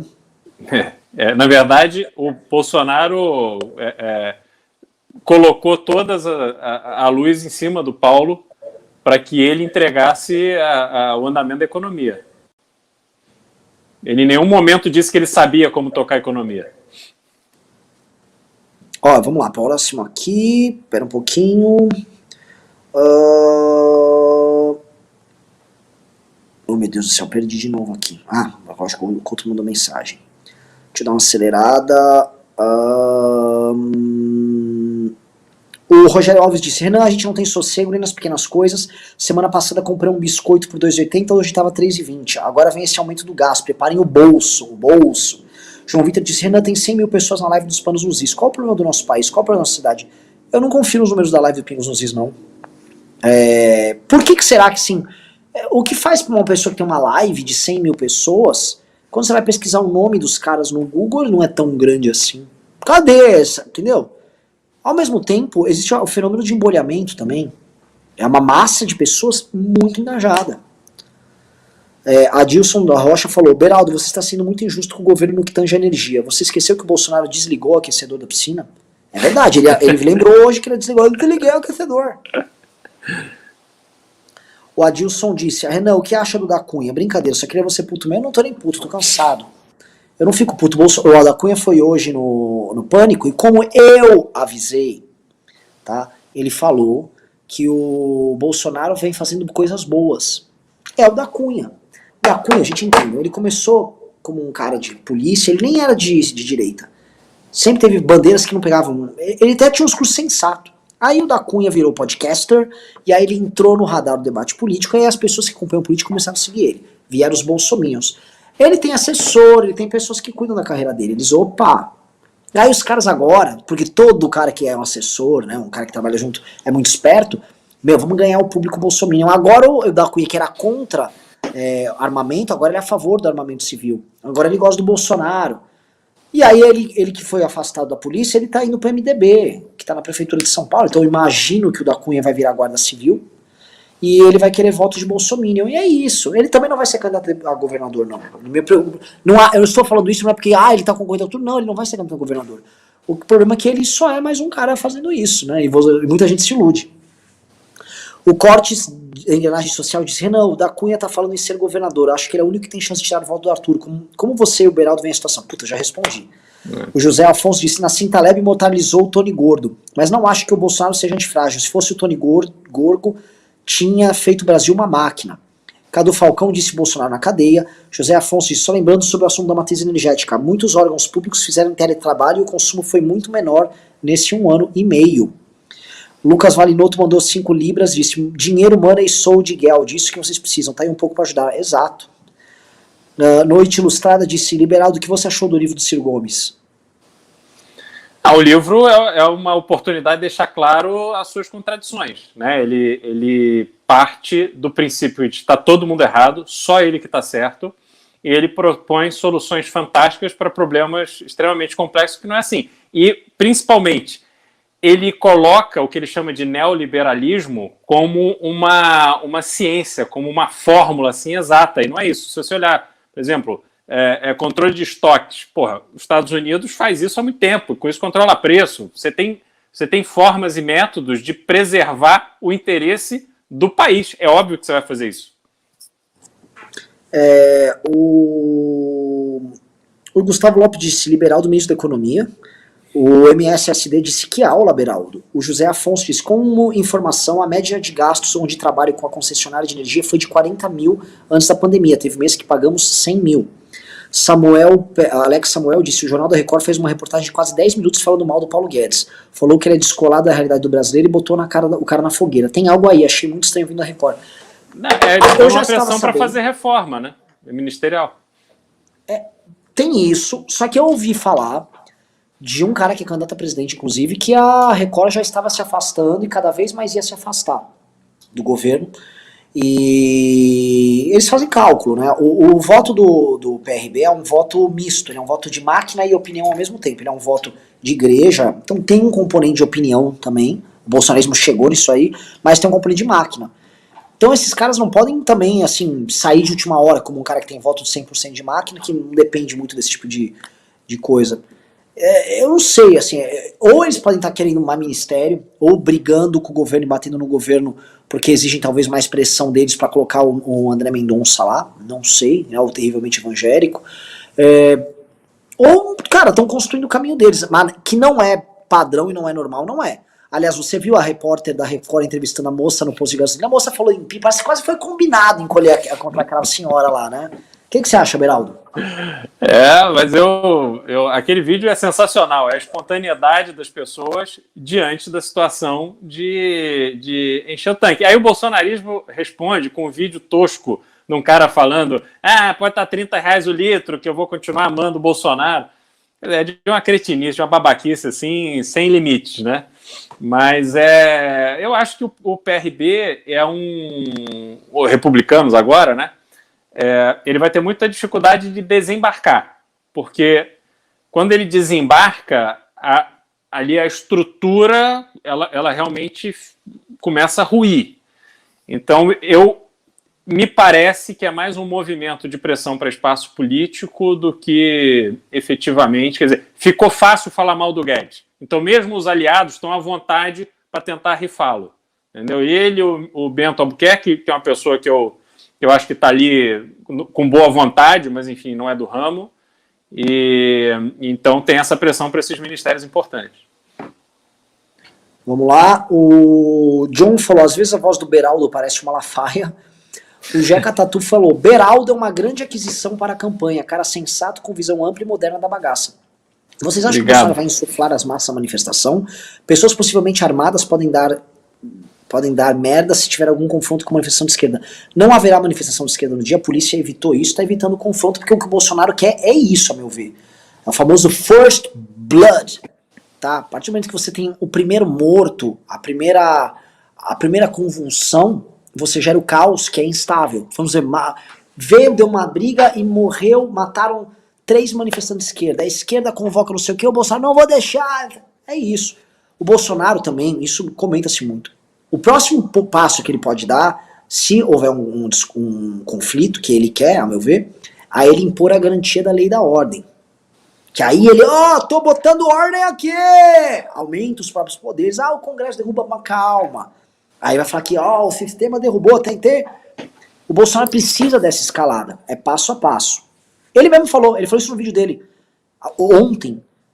É passo a passo, não é agora. O Rodrigo Figueiredo disse, dia 12 será só em São Paulo, eu procurei o povo do Rio de Janeiro. Não, vai ter no Rio. Leandro Oliveira disse, tá boa a equipe do News, Renan, Ricardo, Beraldo e Bisotto. Mantenham essa galera se revezando e convidados de vez em quando. Kim, Arthur, Andreasa, Joel. Não, acho que tá quarteto creme. Anderlei Pastrello disse, estamos acabados, sobretudo vai ser quem conseguir reservar um canto perto da lixeira do Fazano pra catar um resto. O Leandro O disse, pessoal, sugiro fludar e pimbar em lives alheias divulgando a manifestação do dia 12. Boa. Lucas Cazu diz, quem não puder dar pix nos alimente com sua fúria e ódio por esses verbos deveriam trabalhar por nós. O ódio é a força motriz do mundo, ele precisa ser exacerbado. Isso aí, Lucas Cazu, além de gêniozinho, tá ajudando a gente na manifestação, entendeu a política do ódio, do bem aqui. O ex-bolsonarista disse, Bolsonaro disse que não teria o toma lá da cá, e não vou a política, é o toma lá, via de mão única, fatou o da cá. Não consigo aprovar nada, nem o voto impresso, estou quebrado, queria ajudar mais. Vitor Ribeiro disse, cairmos vai ser lutando, mas vamos lutar para vencer, para cima deles dia 12/9. Fernando Virala disse, só reforçando para o Beraldo que o vídeo a respeito da farsa Ciro Gomes é de suma importância nesse momento. Ciro ganha a eleição, é tão nocivo quanto o Bolsonaro ou Molusco. Aí vamos lá, vamos pro Pix. O Conrado mandou fora Bolsonaro, Jeca Tatu. É o Jeca Tatu que mandou aqui também. O Gustavo Pires disse, doando o que sobrou do mês para derrubar esse otário. O Nicolas falou, galera, se todo mundo doar R$10, a gente arrecada R$20 mil. Pô, bora. Isso é verdade, gente. Se todo mundo agora mandar o Pix é esse aqui, suporte@mbl.org.br. É R$10, R$20 que vocês mandem. Resolveu. Muito! Porque agora é a reta final e tá aumentando os gastos. O gasto vai aumentar porque a gente tem que ajudar o Rio, tem que ajudar a Brasília. Eu tô preocupado, não pensem que eu não tô bem preocupado com a manifestação. O Francisco disse, Renan, Ricardo, não perca uma live, mora a 300 km da capital, eu vou fazer de tudo pra ir. Vocês são a linha de frente contra o Covid-17. Guilherme Veloso disse, 10 todo dia até o dia 12, é o que posso. João Pedro disse, Renan, hoje o delegado da Cunha no Pânico disse que acabaria com o PCC em 1 minuto. Daí o Marinho perguntou como seria isso e foi cortado.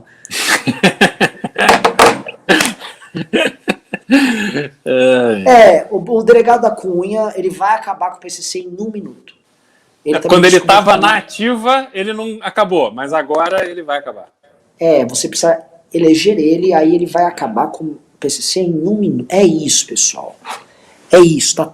É tudo muito... O Brasil se resolve as coisas muito fácil. É que todo mundo é muito burro e só os caras que apresentam soluções fáceis, tipo Bolsonaro. O Bolsonaro dizia assim, o Brasil é muito rico, tem nióbio, tem grafeno. Pra resolver é só tirar esses ladrão daí. Basta ter Deus no coração e amar o Brasil. Porra, era isso. Era só ter Deus no coração, amar o Brasil. Acabou. A complexidade de um país que é a 8ª economia do mundo, mas está perdendo espaço em diversos setores e que está ficando meramente agrária e grandes centros urbanos com gente que tem pouca produtividade, tudo isso esquece, era só isso. Só precisava amar o Brasil. Essas coisas, velho, que fode tudo. E só uma observação, Renan, você falou do agro agora, mas você tinha falado do Uber, né? Mais ou menos 2 milhões de motoristas de Uber. O volume de emprego gerados pelo agro, você tem vastas áreas de terra, mas a geração de emprego, ela é muito pequena. Então, provavelmente, você está próximo ali do número de motoristas de Uber e pessoas diretamente empregadas pelo agro. Tem muito folclore, tem muita ficção nesse assunto agro no Brasil? Vendo disso, né? O agro exportador, ele é altamente mecanizado. Você tem setores do agro, por exemplo, a parte de hortifruti, a parte de frutas e a parte que está nos cinturões urbanos, que ela emprega bastante. Agroindústria também, mas ela não é o agro exportador, né? Era o agro sem glamour, né? O agro daquele japonesinho que vai levar material para feira, o agro que fornece para os mercados e tal. E esse não é tão glamourizado, esse está sofrendo também, esse aí está penando também. Sim. A gente teve hoje em Ribeirão Preto, e em reunião lá, e lá tem a principal feira agro do Brasil. 3 bilhões de reais de negócios. Cara, vendendo máquina. Isso quer dizer alguma coisa. Sim. Uma pergunta aí, Beraldo, antes de terminar de ler os pimbas, como é que foi aí a agenda? Como é que tá o Arthur aí? Como é que foi? Como é que tá essa construção aí da locomotiva? Você começou aí na locomotiva, já acho que é o terceiro ou quarto aí da tua, né? Terceira viagem minha com a locomotiva. A gente hoje esteve em Ribeirão Preto, tivemos lá com uma turma, com as 30 pessoas ali, fãs do MBL, fãs do Arthur, e com vereadores. Então foi um momento ali muito bacana de conversar com aquela militância realmente engajada. A gente foi para Jaboticabal, tivemos lá com o prefeito, e também uma conversa muito boa, tivemos com vários vereadores. Ali tá, assim, a receptividade está muito grande e a gente nota claramente um cansaço das pessoas com o discurso de sempre do PSDB. Quer dizer, tem muita grana na mesa por parte do governo do Estado, mas mesmo a grana sendo tentadora, do ponto de vista de discurso, de proposta, de perspectiva, de diálogo, você nota claramente que as pessoas estão de saco cheio. E quem se propõe a alternativa, isso é o Alckmin, que é quem praticava isso antes, né? E aí, tirando o Alckmin, tem o Arthur, que é um cara que está próximo dos 10% nas pesquisas para o estado de São Paulo, e vocês estão construindo uma coisa que é totalmente diferente, porque, assim, galera, não basta a gente falar nova política, igual tem vocês sabem que tem, vocês botem no chat de quem eu estou falando, né? Sem você praticá-la. Nova política como discurso, economizei clips. Ou, olha, vamos acabar com a polarização. É uma coisa. Outra coisa que o Beraldo fez, eu fui algumas, mas assim, o Arthur tá conduzindo isso, com o Kim, o Rubinho, a Amanda, a Adelaide, o Beraldo, é uma turnê pelo estado, em cidade pequena, falar com o vereador e construir de baixo pra cima. Não assim, que emenda você precisa? Precisa de quanto de grana? Tá precisando de uma ponte aí? Quer que eu faça um estado vicinal? Toma. Não é, até porque os problemas que afligem essas lideranças locais e as pessoas é diferente. O que a gente está fazendo é sair daquele papo, vocês do MBL estão lá polarizando. Não, cara, a gente está defendendo o Brasil num golpe de Estado, tá atacando um governo que é do campo da direita. Se a gente fosse oportunista, a gente estava quietinho, tava fazendo igual o da Cunha, já que vocês estão citando o da Cunha aí. Tava lá, fazendo cálculo. Mas, cara, o Arthur tá fazendo uma coisa que muita gente não esperava dele. Que é ir conversar com liderança mesmo. Não sei, o que você tá tirando dessa impressão aí? Que assim, tem um caminho, essa construção que ele tá fazendo pode dar bom? Não tem a menor dúvida de que vai dar, Renan, porque veja, a gente tem uma visão clara e trata os vereadores, os prefeitos, as lideranças locais com a importância que elas realmente têm. A gente vive na cidade, né? Então o papel do Estado é viabilizar o progresso que acontece nas cidades. E essa experiência ela tem sido muito, muito importante porque ela vai nos dar a possibilidade de estabelecer um padrão mínimo para os municípios de São Paulo. A gente pode criar um ISO 9000, algo para os municípios. Então a gente sabe, depois de colocando todo esse conhecimento que a gente está absorvendo, a gente vai saber o que falta de infraestrutura tecnológica, o que falta de infraestrutura física, o que falta na área de saúde, e a gente pode estabelecer padrões mínimos onde o papel do Estado será ajudar esses municípios de forma objetiva a viabilizarem aquilo. Então, essa comunicação direta, esse acesso direto que a gente está tendo com os prefeitos e vereadores e as lideranças locais, elas mudam o jogo por completo. E eu não tenho a menor dúvida, e a gente tem que lembrar o seguinte: a maior parte da votação do Arthur 2018 foi no interior, não foi na capital. Na capital ele teve 10% da intenção de voto para prefeito numa eleição que o Márcio França, ex-governador, teve 12%. E o Boulos foi para o segundo turno com 18%. Né? Então o Arthur ele chegou lá com 1%, as pesquisas deixaram ele lá muito para baixo e tal, e aí você começa a ter uma campanha desacreditada, né? As pessoas gostam de você, mas, pô, querem dar o voto útil em alguém. Agora não. Agora a gente vai chegar com a força do interior e vai chegar com o Arthur, quer dizer, não dá mais para os estudos de pesquisa mentirem. Então a gente está vendo, porra, estamos há 1 ano e pouco da eleição, o Arthur está com 7%. Esse trabalho vai começar a gerar resultado e a gente vai ver essa candidatura ganhando força. É o que eu sinto também, porque campanha, como tem que ser feita, é que às vezes sabe que eu tenho medo, Beraldo? Vou falar aqui pra galera que tá assistindo a gente. É a gente fazer as coisas certas e não ser recompensado por fazer o certo. Por exemplo, a gente se posicionou muito correto nessa questão do governo Bolsonaro, apanhamos demais. E a gente fica, às vezes aí vem um picareta, surge um picareta do nada e sai fazendo cálculo. E a gente não tá nisso. E agora, Arthur, sei lá, podia simplesmente só aparecer na época da eleição e ficar fazendo um monte de bravata. Que pega bem falar? Pá. E não tá, cara. O cara tá, assim, vocês estão aí, você deve estar dentro de um hotel aí, pelo que eu tô vendo, tem até um interruptor no hotel. Em Araraquara. Vocês estão em Araraquara. Sabe, vocês estão rodando mesmo. E assim, gente, isso é política, política boa à moda antiga. Tá? Nova política é ficar na internet lacrando, fazendo lives gigantes, falando absurdos. Ir lá visitar, isso é muito... Mas assim, você não vai conhecer o problema da cidade, das cidades, do estado, São Paulo é um estado que tem mais de 500 cidades. Se você não for e não conversar, e não entender, não respirar, não ir no bar, aí você vê que a calçada tá quebrada e que a estrada vicinal é uma merda e não pegar um buraco na estrada. Se você não viver isso, você não vai conhecer. E isso eu acho revolução, isso eu acho muito louco, Beraldo. Isso eu acho, assim, meritório. O Catatal mandou, você acha que o Liberaldo é gado? O Liberaldo não é gado, não. Paulo Guedes está ativando tudo, o Liberaldo é privatização. Esse aqui é o suposto jingle do Liberaldo. Fábio Portugal disse, toda live essa palhaçada de da Cunha. Lê mais e não, Renan, só ignora essa galera. Eu também acho. Até porque eu não quero ficar me dispondo com o da Cunha aqui. Os fãs do da Cunha vêm aqui encher o meu culhão. E assim, eu não quero, dele que se dane, não quero falar mal do cara, não. Mastrange disse, a análise do Beraldo é perfeita. Eu disse pra ele hoje, em Ribeirão, que o país não precisa de engenheiros, mas sim de técnicos. Não encontro trabalho e estou sendo compelido ao serviço público. Eduardo Tenor disse, da Cunha só quer like, o povo ainda não se tocou. Agora vamos pra mais pix. O Vinícius disse, vamos à luta, e que se foda se der errado, vamos lutar pelas nossas vidas e liberdades. João Pedro disse, Renan, os sinomínios são tão ruins e fanáticos quanto os bolsopetistas.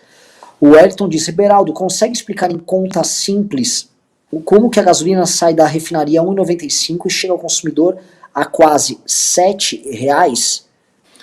Bom, vamos lá. Primeiro que o presidente da República é o idiota de falar isso para o público para parecer que ele é uma vítima do sistema. A Petrobras produz a gasolina, vende, e ela é a substituta tributária da cadeia. Então, a Petrobras recolhe o imposto, o ICMS, que incide em cima da gasolina. E aí, então não é esse valor do produto, mais o imposto que ela própria recolhe ou deveria recolher.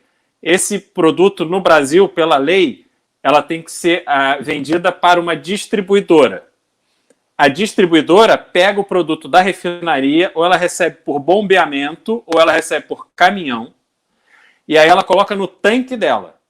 No tanque dela, ela vende para o posto. Aí vem um outro caminhão que carrega e leva até o posto de gasolina. Então você tem a Petrobras ganhando dinheiro, e a gente tem que lembrar que a Petrobras teve um lucro de, acho que foi 50 bi, se não me engano, no segundo trimestre de 2021. Nós aqui pagando R$7 o litro da gasolina e a porra da Petrobras dando 50 bi de lucro. Essa é sacanagem. E aí a culpa é do governador, entendeu? Aí ok. E aí vai para o posto. O posto de gasolina determina o preço que a gente paga, que é o custo dele que ele compra da distribuidora mais a margem de lucro. Agora, você acha que com as cadeias de postos de gasolina cada vez mais consolidadas, a gente vai conseguir pagar barato? Não tem concorrência. Às vezes você tem aqui um posto Shell aqui, um posto Ipiranga ali, um BR lá. É o mesmo dono. E aí você acha, porra, tá tudo o mesmo preço. Não pode estar o mesmo preço. Não tem nenhuma eficiência. Um posto não tem menos funcionário, não paga menos no aluguel. Cara... Entendeu? Então, assim, é uma sacanagem. Aí fica esse babaca do Bolsonaro falando da refinaria, quando, na verdade, eu não abasteço a refinaria, eu abasteço no posto. Então vamos tratar do posto. Posso falar baita aquisição aqui, Beraldo, hein? Eu não manjo dessas porras. Se eu jogar pergunta, se fosse pra mim, eu ia falar, ó, sei lá, eu vou ver e aí eu gravo um vídeo sobre isso. O Hugo Leonardo disse, Arthur precisa divulgar mais a manifestação, coloque pelo menos um comentário fixo nos vídeos. Eu acho que precisa sim, eu vou cobrar mais dele.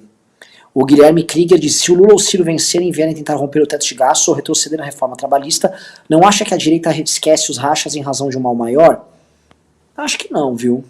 Eu acho que não. Acho que a direita bolsonarista, ela tá muito em outra, ela avançou em tantos que ela vai estar focada assim em o Bolsonaro não ser preso, na China, fazendo.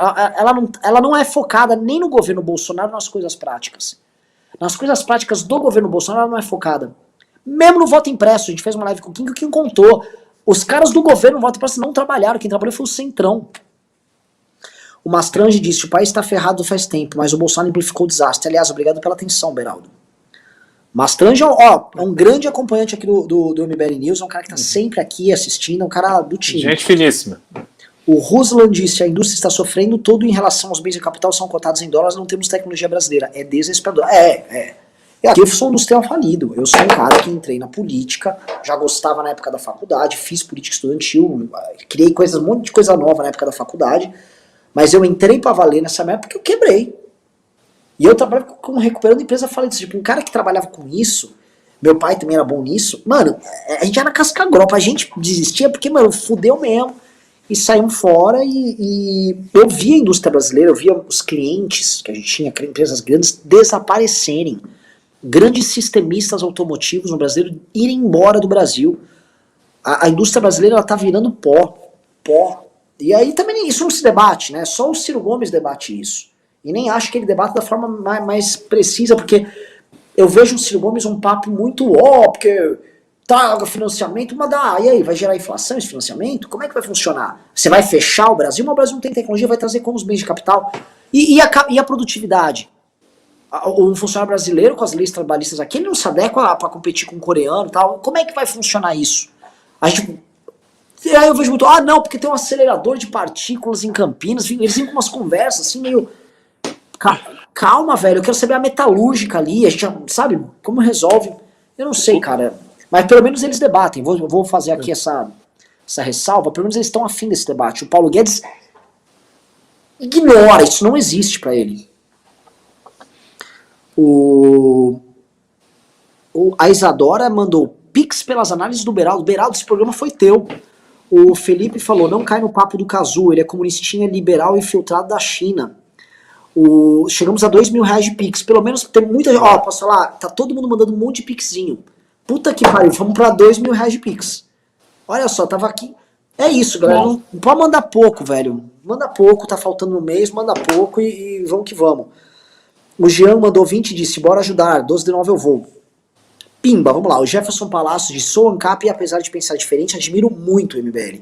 Para ajudar o engajamento das pessoas, vocês podem fazer vídeos curtos divulgando dia 12 e destruindo as mentiras do bolso para visualizar no Zap, justamente onde eles espalham suas fake news. A gente já fez alguns e não viralizou, tá? Vamos fazer mais. Mas não tá... Eu não sei o que acontece. Quando a gente tinha os tios do Zap divulgando fora Dilma, era mais fácil. Hoje não tá tanto. O Adilson falou, Renan, quanto precisamos levantar no total? E dessas 2.000 pessoas que estão nesse chat, dá pra saber o quanto foi doado. Acredito que a maioria já deve ter doado, por isso não está rolando. Deixa eu explicar, tá? Nós já levantamos aí, todas as lives, cara, tranquilamente, mais de 150 mil reais, tá, pessoal? Deve estar aí uns 170 mil reais. Isso tá indo em material impresso. Só de material impresso já foi uns 50 pau, tranquilamente. Contratando gente para trabalhar, para divulgar, e impulsionamento, que é o grosso vai impulsionar. E isso vai gastar mais agora nas semanas finais. A gente no começo estava com medo e focou mais em São Paulo, e aí a gente começou a abrir o leque agora para as outras cidades. Então a gente está abrindo, então eu falei, bom, a galera tá aumentando a doação. A gente não esperava que tivesse essa redução de doações nos últimos 2 programas, mas tá muito concentrado no MBL News. Assim, basicamente vocês que assistem a gente, vocês estão carregando a manifestação nas costas. Por isso que eu fico envergonhado de cobrar. Eu não consigo ser o pastorzão, eu não sou... Não dá, cara, eu fico tipo até mal. Porque muitos, além de doar, vão adesivar. Eu falo, mano, que eu vou cobrar essas pessoas, velho? Não tem esse direito. O Márcio Arnaud disse, Renan, faz um vídeo bem sensacionalista referente ao dia 12, eu já faço, viu?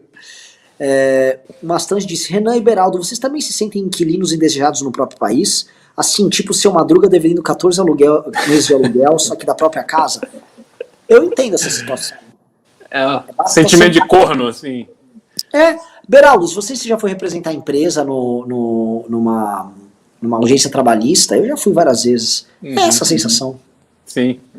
Tipo, como é que é, mano? Eu tô trabalhando, tô gerando tipo, você tá como um vilão no lixo. E a gente tá esquecendo desses caras, né? Dos juízes trabalhistas, dessa gente, porque o Bolsonaro é o presidente de direita, né? Os problemas são de outra ordem, mas isso vai voltar com o Lula. Vamos lá, pra gente matar aqui o programa, tem speaks aí, vamos lá. O Gustavo Henrique disse, incrível como tem muita gente achando que o Ciro Gomes era a terceira via. O Guilherme Pereira disse, mandando a minha ajuda. O Francisco Natanael disse, minha ajuda para manifestação. O Lucas Campos disse, Pimbinha para vocês são minha de esperança. O Jean Sávio disse, Renan, dá um direcionamento para quem pretende ser candidato em 22 e junto com o MBL. Direcionamento era ter feito a academia MBL, que já você fez a academia, você vai ter o direcionamento dentro da academia e depois conosco. Bruno Geber disse, nós do núcleo de governador Valadares levamos uma faixa fora Bolsonaro no viaduto. Hoje o Gado levou uma faixa a favor do Bolsonaro no mesmo viaduto, o silêncio reina. O ato está no Insta da Lê Silva. Mas tá, gente, eu não tenho o apoio do Gado que eles acham. O Bolsonaro está tendo que pagar para levar a gente para manifestação. E não digo que vai ser pequeno dia 7. Vai ser cheio de gente que pelegou. O Bolsonaro está pagando a igreja está levando gente, está dando almocinho. Esse é o esquema.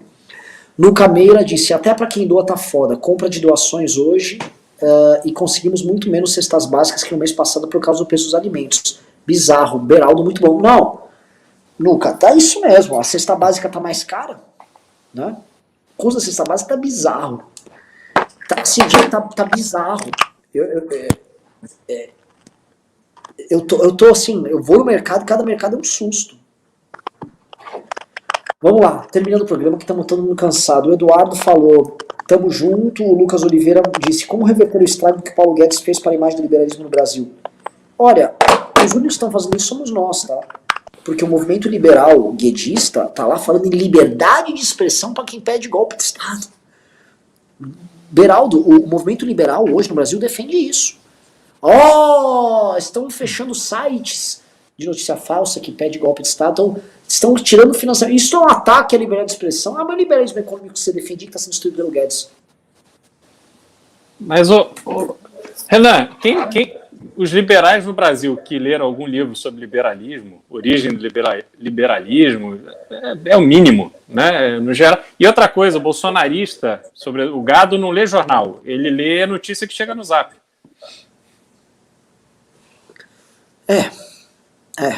E eu fico chateado, porque é a terra arrasada mesmo. Mas disso há de surgir coisa nova. Pessoal, não vou cobrar mais Pix de vocês hoje. Hoje mandaram 2.276 de Pix. Agradeço demais. Tá? Quem doou. Fico triste que, não conseguimos bater pelo menos 3.000 hoje. Mas lutamos, cara. Estamos continuando lutando. Estamos cansados, pessoal. Cansa mesmo o trampo nosso, mas... subiu para 2.615. Obrigado, tentem chegar a 3. E Beraldo, manda um recado aí, especialmente sobre São Paulo agora, cara. Sobre Arthur, sobre a viagem que você está fazendo. É muito emblemático na live aí do hotel da turnê. Essa experiência é uma experiência realmente transformadora da minha visão em relação ao estado de São Paulo. Ter contato com o resultado de um trabalho que colocou São Paulo à frente dos outros estados do país, assim, de longe, e não estou falando de um trabalho recente das últimas décadas, mas estou falando do último século, mais de século.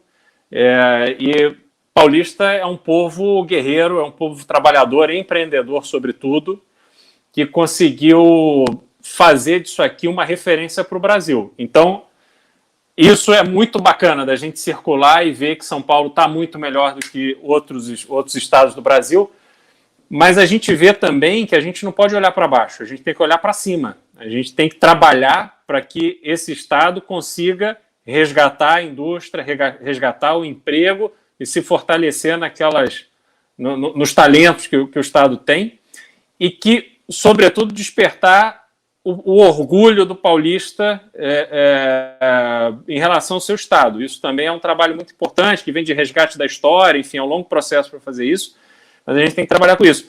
Então, para mim está sendo uma aula de São Paulo, está sendo uma aula de Brasil também. Circular pelo estado de São Paulo, ainda mais na companhia do Rubinho, do Arthur e de tanta gente boa, tem sido, assim, conhecer pessoas incríveis, tem sido realmente uma aula de Brasil. A gente vai chegar na eleição do ano que vem realmente pronto, com consistência, para pleitear o espaço que a gente está buscando para governar o estado de São Paulo. Olha, eu espero isso porque, assim, Beraldo, a gente está trabalhando nessa luta contra o Bolsonaro, uma luta muito inglória, né? É uma luta muito triste, porque a gente está tirando do poder um erro que se aproveitou de uma construção muito bonita que a gente fez nos últimos anos, foi a queda do PT, a defesa das ideias liberais, e tudo isso deturpou, não só na canalice do Bolsonaro, né? Mas quando a gente olha, e vocês estão assistindo aqui, nesse encerramento, a quantidade de pilantra, de oportunista que entrou, e aí fica repetindo chavões liberais, chavões conservadores, sendo que não são porra nenhuma disso na vida privada e só estão se aproveitando. Esse bando de Caio Coppola, essa gente horrorosa, esse bando de Rodrigo Constantino, essa massa de oportunistas se aproveitou de tudo isso para chegar ao poder e estão gastando toda essa construção política num curto prazo mais baixo, que são os gastos, os ganhos que eles podem ter, seja com SECOM, seja pendurado no governo, seja obtendo o like, o votozinho com esses caras. Isso é muito, muito, muito nefasto. Então a gente olha isso e a única coisa que nos resta é a construção boa que a gente conseguiu ver na eleição de 2020 ali com os meninos em São Paulo, no trabalho do Kim e de algumas outras poucas lideranças ao redor do Brasil que tem, mas aqui em São Paulo que a gente vem construindo um movimento é muito legal. É muito legal que, assim, é isso, você tá hoje fazendo essa turnê, e você tá com o Rubinho, que é vereador, o Arthur, que é federal, que é estadual, o Kim, que é federal. No fim de semana, vai estar essa galera colando adesivo na parede, chamando pra manifestação e saindo esgoelado e rouco da manifestação, junto com o militante. E a galera que é militante, tá com a gente nos adesivaços, sabe que a gente não é o general que fica na tenda enquanto a galera anda. A gente anda toda a distância, vai até o fim, e vai e luta junto. Como diz o Alexandre o Grande, no famoso discurso que ele deu, soldado nenhum vai mostrar que tem mais cicatrizes do que eu. Basicamente, eu tenho moral pra falar com vocês aqui, porque eu penei aqui como vocês, eu tomei flecha aqui em vocês, eu me fudi como vocês. E a gente constrói essa legitimidade nossa se fudendo junto com as pessoas, e as pessoas vivem isso com a gente, não querem que a gente desanime, porque a gente desanimar é como se eles desanimassem também. Mas, ver assim, de um lado, né, e é muito legal a gente estar os dois hoje fazendo live, do lado você tá aí com uma missão, cara, que é uma missão que eu não tenho o direito dessa missão. Eu tenho a missão de destruir esses outros caras. E você tá com a missão de construir, né? E são duas missões diferentes, mas elas conversam entre si. E, porra, sabe? É triste. Tanto destruir como construir hoje tá difícil. Tá feio. E tem potencial. Tem gente boa. Tem. Lógico que tem, cara. Se não era mais fácil desistir do Brasil, você voltava pros Estados Unidos. Eu, cara, sei lá, eu ia pra fora também. Ou fazer igual esses puto faz, se vende igual merda, né? Se vende aí fica falando pilantragem, fica enganando os outros como esse bando de influencer lixo que tem aí. Mas não dá, cara, eu não consigo fazer isso, porque aí entra a questão histórica, né, que é o recado final que eu deixo pra todo mundo que tá ajudando, todo mundo tá participando, e até do trabalho que você tá desenvolvendo, e do trabalho que a gente também desenvolve. Como você vai ser visto na história. É a ideia de que você é um agente histórico, você não é uma pessoa que tá no mundo de passagem, tira uma grana, paga umas contas e depois morre, né? Que legado você vai deixar? Como você vai falar para as pessoas, para os filhos, netos, como você vai ser visto? E, cara, eu não quero que o livro de história conte que a gente foi um bando de bosta omisso, só isso, cara. E se a gente conseguir fazer isso, já é bastante. Esse é o ponto importante. Então, Beraldo, obrigado. Desculpa aí a live ter se estendido, né? Não, imagina. E, Renan, essa história do que eu estou vivendo hoje, e de estar aqui com você, e de estar nessa luta pelo bem do Brasil, pelo bem de São Paulo, não tem demagogia nisso que eu estou falando. Mas essa é a história que eu quero contar para os meus filhos. Essa é a história que eu quero, é o exemplo que eu quero deixar para frente.